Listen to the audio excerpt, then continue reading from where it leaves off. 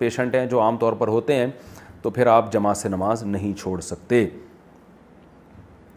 काला इल्म करने वाली ख़वातीन, नौरीन साहिबा फैसलाबाद से पूछती हैं, लोग अक्सर कहते हैं कि जो औरतें किसी पर काला इल्म करवाती हैं वो शादी के बाद माँ नहीं बन सकती, क्या यह दुरुस्त है?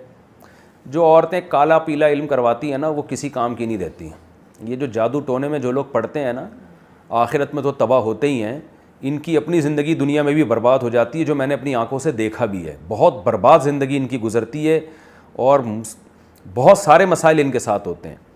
तो मैं ये नहीं कह सकता कि माँ नहीं बन सकती, लेकिन इसका इम्कान है कि माँ ना बन सकें या और कोई इनके साथ मसला हो जाए।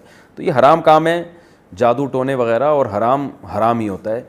और ये तो बहुत ही गंदे उलूम है, इसका बहुत सख्त नुकसान होता है, इनको भी, इनके रिश्तेदार, इनकी फैमिली को भी नुकसान का ख़तरा होता है।